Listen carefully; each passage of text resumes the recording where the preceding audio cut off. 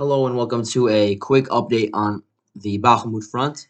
So there's been a lot going on, not just in Russia, but especially in Taiwan. So I'm going to get into that in another video today. But this video specifically, I want to just cover some of the changes that I've made to the map over the past few days around the Bakhmut area. So let's get into this. Around Soledar, right now, just like a few hours ago, there were preliminary reports about fighting in this plant over here, the Kanalth plant. And this was a big Ukrainian stronghold that they used to fortify the defenses and shell the Russians around here in these open fields near Novokamyanka. So, yeah, it's now being contested. There are firefights going on within the plant itself. And once that falls, what else is left here? You have some residential areas, yeah, and you have the suburbs here on Bakhmutske.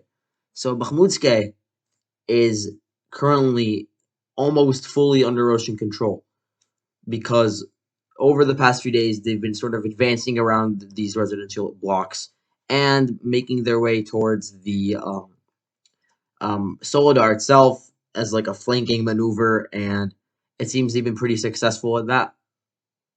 So the Ukrainians, they're seeing the writing on the wall now, and a lot of Ukrainian troops are starting to withdraw from Soledar, and they're going to some of the major cities around the area, like Bakhmut. Some are going to around the Chasiv Yar area, Kramatorsk.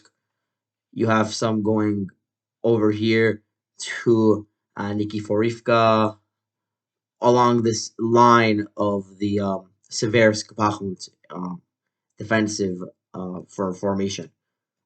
So yeah, you are seeing a lot of panic in the Ukrainian side because their casualties are through the roof. In the battles within Soledar, the Russian sources are reporting that the Ukrainians have already suffered 200 dead and 300 wounded. And that's not a good sign because there aren't that many Ukrainian forces in Soledar. So they can't keep on holding this city for long. They're going to get pushed out. And once they do, this is what's going to happen. Well, first of all, Yakovlivka, that's going to fall. And then the Russians, they can advance along here to the salt mine and to all these other parts of the town. And then from there, they can take the northern suburbs of Bakhmut while concurrently advancing to the eastern outskirts of Bakhmut from these open fields. And that's something they've been doing over the past few days. A lot of the Russian troops, especially Wagner, they've been going from Pokrovsk to the eastern outskirts of Bakhmut along this road over here, and they are making progress. Soon they will be reaching the first buildings, and then we can officially say that the battle for Bakhmut has started. But it hasn't started just yet because there is still some Ukrainian presence around the city itself. For instance, here we have Kadema, which is still contested. Nothing has changed around here. Still fighting going on between the Russians and the Ukrainians, but over here in Travneve, this is now under Russian control. So I'll change that to red once I'm done with this video. And that means that we're also going to see these two towns, Daha and Tlatsove, fall.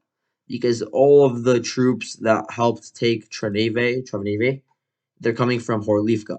So Horlivka, they're going to try to expel the AFU from these two towns. So then there will be the city Horlivka. By then, it will be secure because you won't be able to shell the city itself and the urban areas through these towns, which has been something that Horlivka has had to suffer from.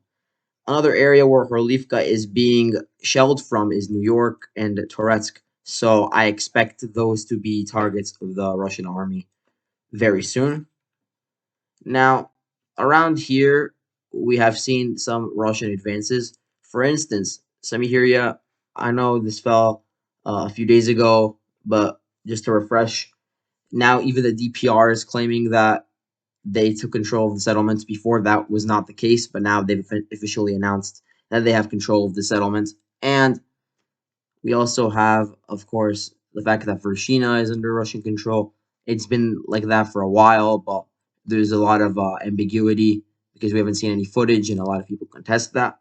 But I think it's safe to say it is under Russian control, especially given the fact that now the front line has sort of moved a bit to the west with fighting in Vesela Dolina and in Zaitseve. And they're going to try to push towards this road over here. Uh, over here, I don't know the name of the road, but they will try to secure it, the Wagner people and the DPR, LPR forces. And then from there, they're going to advance along this road, which is of a lower elevation area. And they'll also secure the heights around the road just for to keep the convoys safe that are going into Bakhmut. And then, yeah, they're going to start reaching places like Kopitny, and I can see that happening very, very soon. Once these two towns over here, Vesela Dolina and Zaitseve, they fall, I'll release an update video talking about that, but it hasn't happened just yet. The Ukrainians are putting up some stiff resistance around here, even though their casualties are exorbitant. The ratio of casualties around the front line here is 20-1. So for every Russian that dies, 20 Ukrainians die as well. So that's a really horrible rate for the Ukrainians. And it's also why Russia is taking so long to finish with this operation around Bakhmut. They're not willing to expend so many casualties for these few square kilometers, but the Ukrainians are, because at this point they're throwing everything they have against Russia just to prevent them from taking Donetsk. And this is happening as Zelensky is ordering civilians to withdraw from Donetsk because he sees the writing on the wall. He understands that it's going to fall eventually, and he doesn't want, first of all, his citizens in the way of the Ukrainian army, because it's just going to create a lot of issues for them with like logistics and supplying. But also there's a lot of worry that it's sort of a way to expel the Russian speaking population from their homeland, as the DPR and LPR sort of expand their area of control.